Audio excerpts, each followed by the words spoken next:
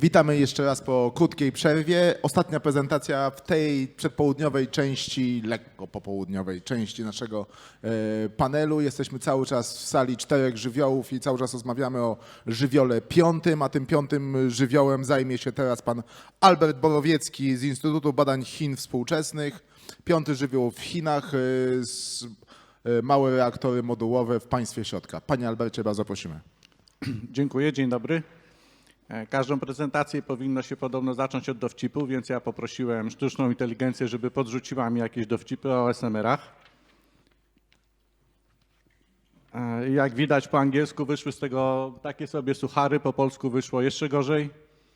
W związku z tym żaden kolejny slajd nie zostanie już wytworzony w sztucznej inteligencji, tylko będzie to moje autorskie dzieło. Mam nadzieję, że będzie bardziej strawne niż to, co zaproponowała nam sztuczna inteligencja. Zanim przejdę do omówienia pokrótce, jak wygląda rozwój technologii SMR-ów w Chinach, chciałbym nakreślić króciutkie tło, żebyśmy mieli szerszy obraz tego, jak ta technologia w Chinach wygląda i jak jest spozycjonowana względem innych technologii. Zatem popatrzmy sobie, jak wygląda zapotrzebowanie na energię elektryczną w Chinach. Na koniec 2023 roku było to około 9,5 tysiąca terawatogodzin i jest to wzrost rok do roku mniej więcej o 7% i ten wzrost zapotrzebowania na energię elektryczną będzie w dalszym ciągu w podobny sposób rósł, ponieważ w tej chwili mamy w Chinach około 400 milionów klasy średniej, a pozostałe 800 milionów czeka, żeby do tej grupy dołączyć. Jeżeli popatrzymy na rynek samochodów elektrycznych, to mamy w tej chwili w Chinach 20 milionów samochodów elektrycznych na drogach na 400 milionów samochodów zarejestrowanych.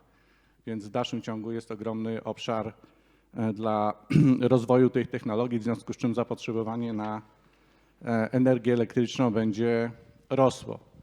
Jeżeli z kolei popatrzymy, jak wygląda miks energetyczny w Chinach, to pomimo tego, że w energetyce jądrowej w Chinach mamy w tej chwili 55 elektrowni działających, 22 w budowie i kolejnych 70 zapowiadanych do zbudowania, to energia nuklearna to jest niecałe 2% z ogonkiem, jeśli chodzi o miks energetyczny i w najbliższej przyszłości to raczej nie ulegnie zmianie, więc można by zaryzykować tezę, że dla Chin mimo ponad 150 planowanych i instalowanych elektrowni jądrowych jest to margines w miksie energetycznym. Dlaczego tak się dzieje? Jeżeli popatrzymy na dane z Global Energy Monitor dla poszczególnych składowych, jeżeli chodzi o generację energii elektrycznej w Chinach, to dla Chin w tej chwili mamy zainstalowaną moc 58 MW. Jeżeli uwzględnimy również te planowane i w budowie, to wychodzi nam 118 gigawatów, przepraszam. Jeżeli popatrzymy na to, co jest zainstalowane w farmach wiatrowych, to mamy 395 gigawatów zainstalowane, a z planowanymi łącznie będziemy mieli 495 gigawatów. Jeżeli popatrzymy na elektrownie słoneczne, to mamy w tej chwili 386 gigawatów zainstalowanych, z planowanymi będzie to 566 gigawatów. Jeżeli popatrzymy na elektrownie morskie, to mamy 323 gigawaty zainstalowane, a z planowanymi będzie to łącznie 561 gigawatów, czyli jeżeli sobie to wszystko zsumujemy, to mamy 58 gigawatów mocy działającej z elektrowni jądrowych, a z OZE mamy w tej chwili 1210 gigawatów, czyli 20-krotnie więcej.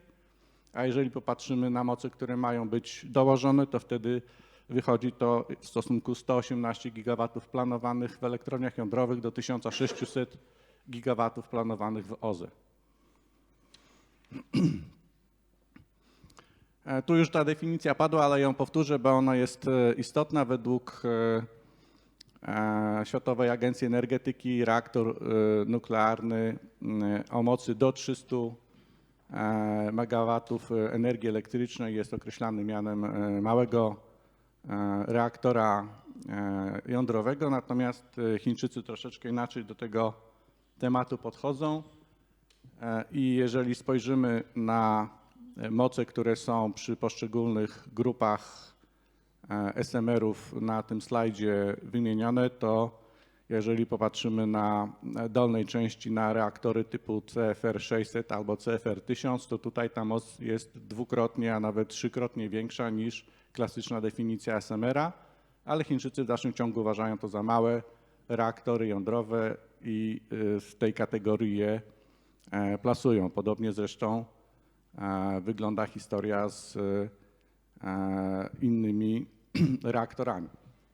Generalnie technologię SMR-ów w Chinach możemy podzielić na dwie grupy, na reaktory wodnociśnieniowe i na inne technologie, które są rozwijane w Chinach i o każdej z tych grup, które tutaj Państwo na slajdzie widzą, mógłbym zrobić 45-minutową prezentację, ale ponieważ tyle czasu nie mamy, to postaram się każdą z nich pokrótce omówić i wymienić jej najciekawsze szczegóły i najciekawsze elementy.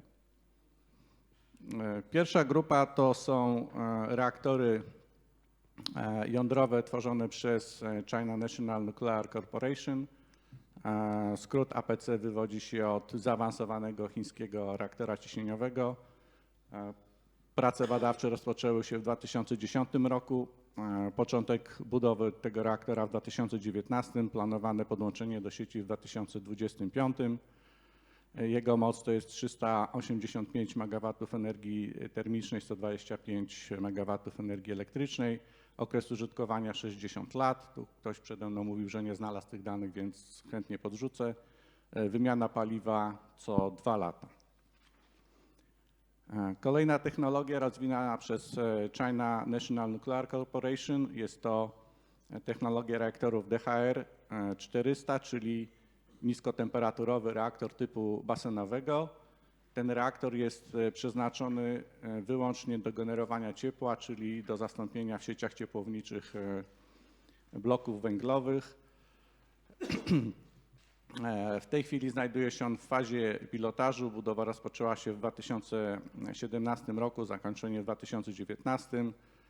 Czas eksploatacji 60 lat, ponieważ takie reaktory wiążą się z użyciem tych reaktorów wiąże się problem, co robić w momencie, kiedy nie ma zapotrzebowania na energię cieplną. Więc tutaj Chińczycy próbują połączyć taki reaktor z magazynem ciepła, z kolejnymi basenami wody, żeby jakoś magazynować część ciepła w momencie, kiedy sieć nie potrzebuje go odbierać. Kolejna rodzina reaktorów rozwijana przez China General Nuclear Power o nazwie ACPR, którą możemy przetłumaczyć jako zaawansowane chińskie reaktory wodne ciśnieniiowe.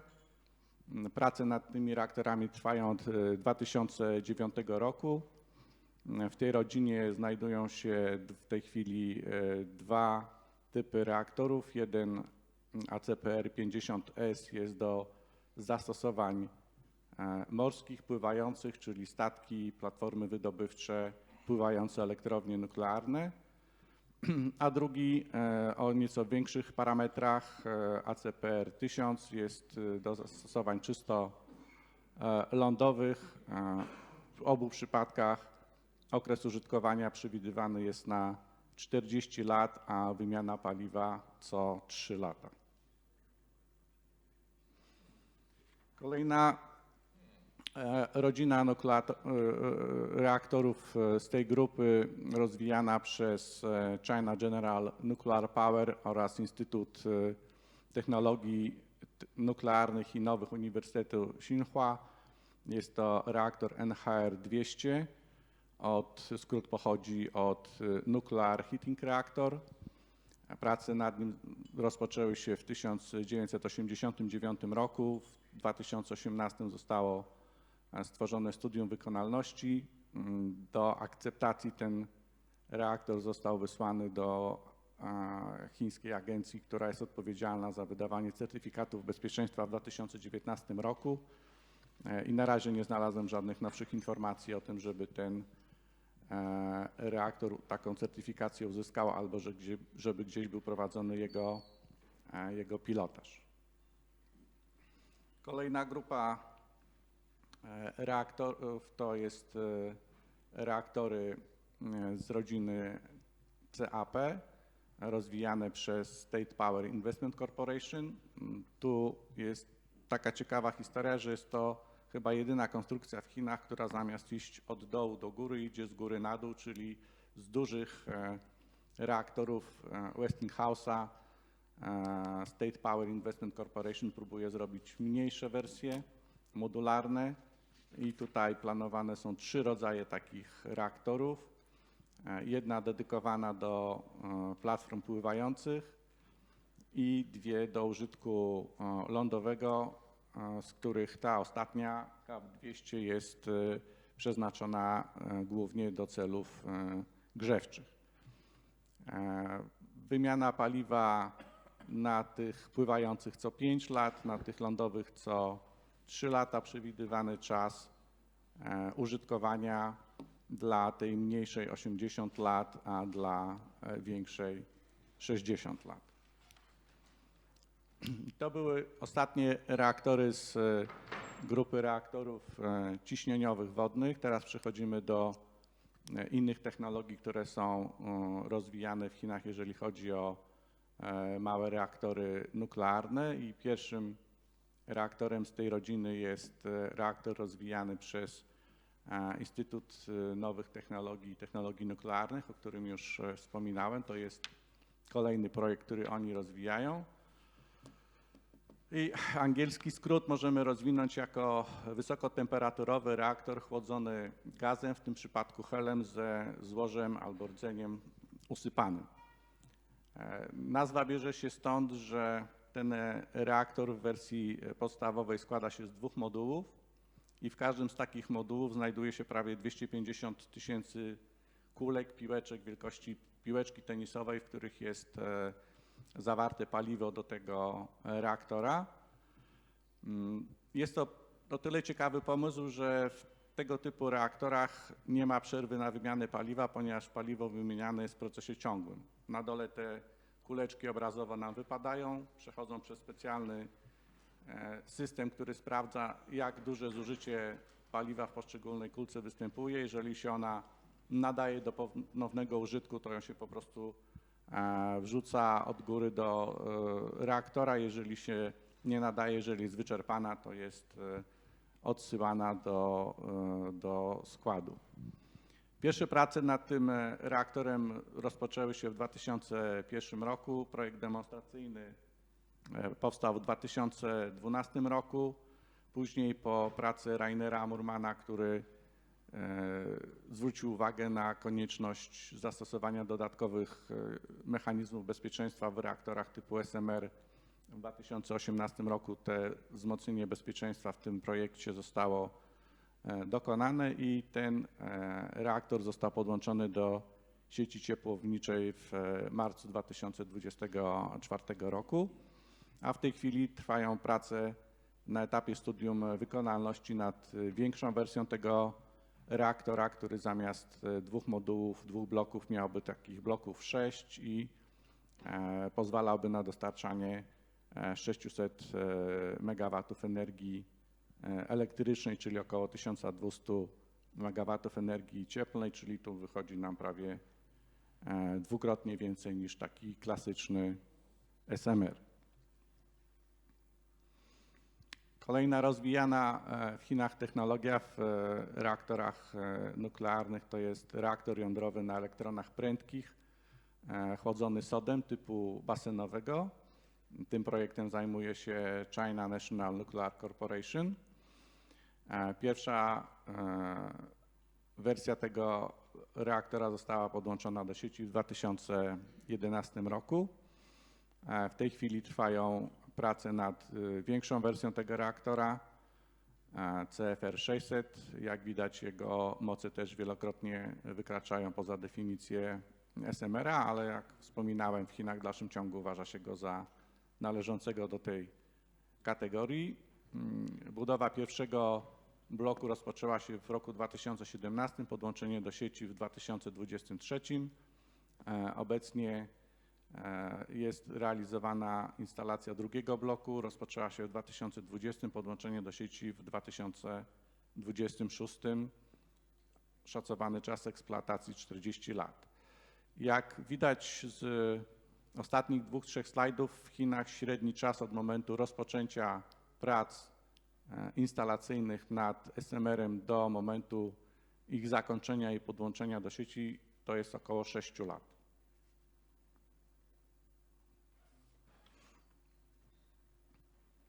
I ostatni z reaktorów w tej rodzinie i ostatnia technologia, która jest badana i rozwijana w Chinach, to są reaktory budowane przez Chińską Akademię Nauk w porozumieniu z Szanghajskim Instytutem Fizyki Stosowanej. Są to torowe reaktory ciekłosolne. W tej chwili funkcjonuje w sieci pilotażowy reaktor o mocy 2 MW energii cieplnej. Prace rozpoczęły się w 2011 roku, prace budowlane w 2018, został podłączony do sieci w 2023. Dla tego eksperymentalnego reaktora okres eksploatacji przewidziany jest na 10 lat. W tej chwili w planach są kolejne 2 wersje tego reaktora już o większych mocach. Jeden o mocy 10 MW energii elektrycznej planowany jest do rozpoczęcia budowy w tym roku, a kolejny 10-krotnie większy planowany jest do budowy na początku 2030 roku. Ta technologia może być interesująca z tego względu, że tego typu reaktory nie wymagają w ogóle wody. W związku z tym mogą być stosowane na terenach pustynnych, na terenach, w których mamy problemy z dostępem do wody, czy też tak jak planują to Chińczycy na różnego rodzaju platformach latających.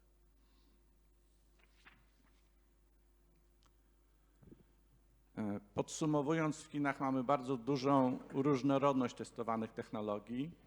Mamy ciśnieniowe reaktory wodne, mamy wysokotemperaturowe reaktory chłodzone gazem, mamy reaktory jądrowe na neutronach prędkich chłodzone sodem typu basenowego, mamy niskotemperaturowe reaktory typu basenowego i torowe reaktory ciekłosolne, czyli w sumie 5 różnych technologii rozwijanych jest równolegle. Badane są bardzo duże różnorodności zastosowań na platformach pływających, dedykowanych do dostarczania ciepła mieszkańcom, do dostarczania ciepła dla przemysłu. W momencie, kiedy to ciepło jest niepotrzebne, na przykład w okresach letnich, to planowane jest wykorzystywanie takich reaktorów do odsalania wody morskiej, uzyskiwania wody słodkiej, bądź też do produkcji różnego rodzaju radioizotopów. Mamy też te ostatnie reaktory, o których wspominałem, reaktory torowe, reaktory ciekłosolne do zastosowań na obszarach pustynnych i do zastosowań na platformach latających. W przypadku na przykład platform, które dostarczają komunikacji bezprzewodowej 5G na terenach objętych klęskami, które niszczą istniejącą tam infrastrukturę, albo do dronów obserwacyjnych, które mają założony długi czas przebywania w powietrzu. I jak już wspomniałem przy pokazywaniu mikstu energetycznego, mimo tak dużej ilości projektów rozwijanych w Chinach i mimo tak dużych zastosowań, finalnie SMR-y nie będą odgrywały znaczącej roli w mikście energetycznym Chin, będą zawsze gdzieś na poziomie 2-3%. Dziękuję bardzo. Dziękuję bardzo. Dziękujemy bardzo za tą wyczerpującą prezentację możliwości chińskich. Pierwsza część, przedpołudniowa sesja, lekko po południu, sesja naszej konferencji właśnie się skończyła. Zapraszamy na krótką przerwę, ale proszę o nas pamiętać, jak w Starym Imperium wszystkie drogi prowadziły do Rzymu, tak u nas wszystkie te poszczególne panele prowadzą do wielkiego finału, jakim będzie debata. Wszystkie te wątki zderzymy ze sobą i ta energia, to zderzenie niczym w atomie zaiskrzy i efekty Państwa zaskoczą na pewno. Zapraszamy po przerwie, bądźcie Państwo z nami. Dziękujemy.